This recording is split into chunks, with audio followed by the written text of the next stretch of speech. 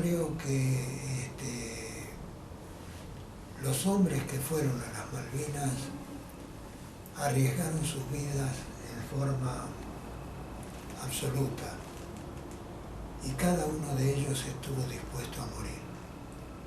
El hecho de que a algunos les tocara caer en el combate y el hecho de que a otros les tocara volver es una circunstancia fortuita. La circunstancia esencial es haber estado dispuesto a combatir y a morir por la patria. Yo creo que en las distintas fuerzas, por las distintas modalidades de combate de cada una de ellas,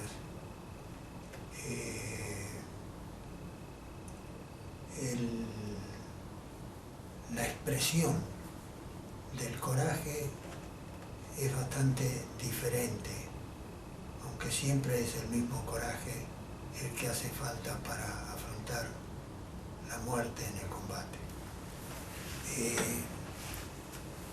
Debe pensarse lo que siente cada piloto en la soledad de su cabina del avión de combate. Está solo, absolutamente solo. Está en ese asiento lleno de instrumentos, está en ese asiento alejado del mundo y separado de toda posibilidad de ayuda externa. Lo único que le queda es confiar en Dios y en hacer lo que tiene que hacer. Ustedes fíjense lo que significa para un hombre ver que los proyectiles del enemigo se aproximan a su avión, ver que esos proyectiles no los puede evitar porque además su objeto es atacar a quien le está tirando, de manera tal que va directo a los proyectiles enemigos. Esos pilotos hicieron un despliegue espectacular de coraje y de valor. El desempeño de los pilotos de la Fuerza Aérea Argentina y de la Aviación Naval Argentina nos debería llenar de orgullo a todos los argentinos, porque esos pilotos no eran pilotos de la Fuerza Aérea o de la Aviación Naval, eran pilotos argentinos, eran nuestros, y como tales deberíamos reconocerlos y deberíamos recordarlos. El combate de las tripulaciones de los buques es un combate diferente. Están en una nave. Una nave puede ser suficientemente grande como para que parezca que no hay un riesgo inminente.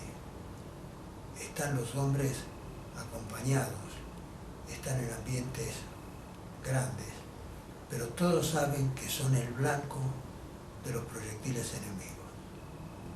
Todos saben que puede haber un submarino que los puede hundir sin previo aviso y sin alerta de ninguna naturaleza.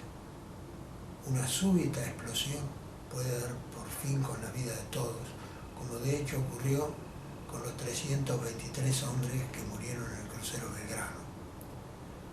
Observen ustedes que esas muertes se produjeron en el lapso de pocos minutos, en dos explosiones separadas tal vez por segundos y sin previo aviso. Esa incertidumbre es la vivencia permanente del tripulante de un buque de guerra. Y al hablar de los tripulantes de los buques de guerra, no puedo dejar de mencionar en forma especialísima a los tripulantes de los buques mercantes y de los buques pesqueros que sirvieron como elementos de búsqueda de información y que prestaron tan valiosísimos servicios a las fuerzas argentinas. Esos hombres que eran civiles, los marinos mercantes y los tripulantes de los pesqueros, son un ejemplo maravilloso del coraje del pueblo argentino. Eran civiles que afrontaron todos los riesgos, que afrontaron todos los peligros, todas las incertidumbres, y que llegado el momento de enfrentar los proyectiles del enemigo, se comportaron valerosamente.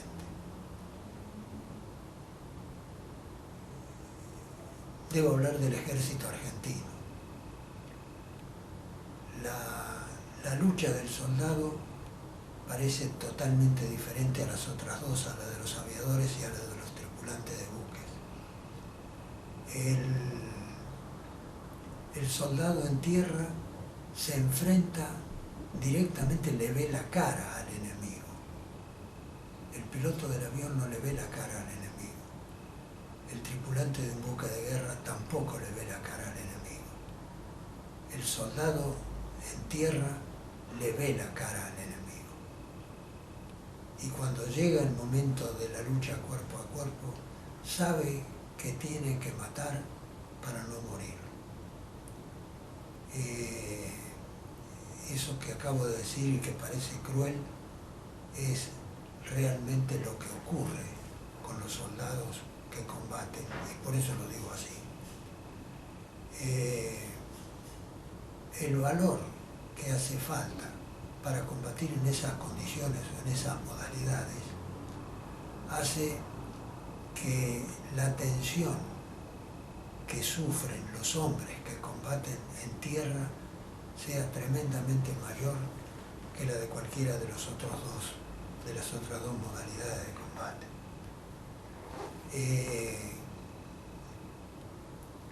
Creo que en todos los casos lo que se requiere es una motivación que en estos casos de nuestras tropas se fundó en el profundo patriotismo que tenemos los argentinos. Los hombres que fueron a combatir se sentían argentinos. Muchas veces se ha hablado de las diferencias que hay entre las fuerzas. Yo sé que hay diferencias, que había diferencias y que las hay.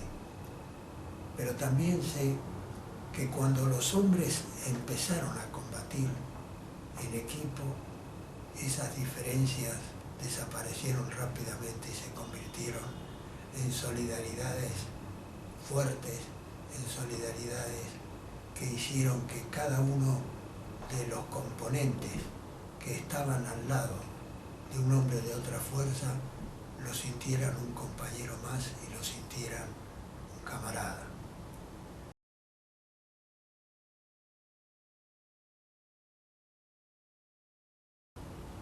Queda el ejemplo de Giachino, y creo que hay que hablar de él porque Giachino es el prototipo del comando anfibio que entrega su vida por cumplir su misión.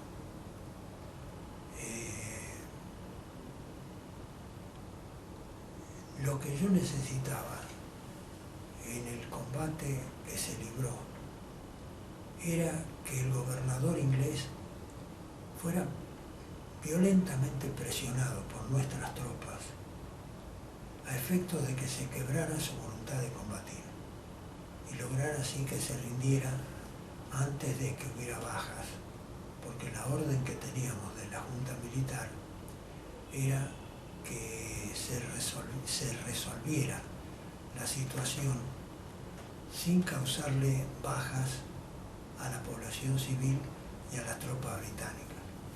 Es muy difícil en una operación militar no causar bajas a las tropas enemigas.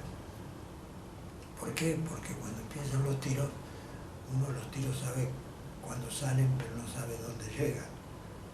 Y entonces es casi imposible pretender que no haya bajas en el lado contrario. No obstante, la orden era esa, teníamos que procurar ese resultado y de hecho lo logramos. Yo estoy profundamente convencido que Giachino cumplió estrictamente las órdenes que yo le di, las entendió perfectamente bien, e hizo todo lo posible para cumplir esas instrucciones que yo le di. De hecho, cuando el gobernador británico pidió hablar conmigo y yo fui a su casa para pedirle la rendición, de hecho el gobernador británico estaba rendido antes de empezar a hablar. Ya había decidido rendirse antes de empezar a hablar. Lo que hizo fue formular alguna resistencia más bien formalista, pero en realidad él no estaba muy dispuesto a negociar indefinidamente o a negarse a rendirse. Estaba quebrada su voluntad. El que le había quebrado la voluntad era Giachino. Había tirado sobre las ventanas del edificio y entre esas ventanas, las ventanas de la oficina del gobernador, donde estaba el gobernador inglés, y lo había obligado a tirarse debajo de su escritorio. En esa posición, escondido debajo de su escritorio, terminó de quebrarse su voluntad de pelear. Y por eso cuando yo llegué y le pedí que se rindiera, sin mucha resistencia se rindió. El mérito fue de Giachino, no fue mío. Yo no hice más que ir a conseguir, sí me rindo. Pero el hombre que lo rindió fue Giachino y sus hombres que fueron con él. Creo que ese es el tremendo mensaje que deja Giachino. Giachino no es el primero que murió. Giachino es mucho más que eso. Es el que consiguió la rendición incruenta de los ingleses el 2 de abril. Creo que todavía eso no se le ha reconocido a Giachino y es algo que lo pone en la historia argentina como un ejemplo de aquellos capitanes del valor o del calibre de Espora, de Rosales, de La Madrid, de Pringles, de todos esos hombres que mostraban un coraje excepcional, de Lavalle, en ese nivel. Creo que está el capitán Giachino. Creo que los argentinos deberíamos estudiar y conocer el episodio de esos tres hombres, de Giachino arrastrando a su gente y yendo al frente en todo momento, de García Quiroga pegándosele a él y siguiéndole en todos los riesgos que corre, y en el cabo Urbina, que viene sabiendo que les han tirado hace pocos minutos, se mete entre los dos para auxiliarlos y recibe una ráfaga más. Ese cabito joven, ese muchachito que estaba haciendo su curso de comando anfibio, es merecedor de todo el respeto que deberíamos, el respeto y la reverencia de los argentinos, que no la tienen. Creo que los tres, pero particularmente Giachino, que era el jefe, deberían ser un verdadero ejemplo para la juventud argentina.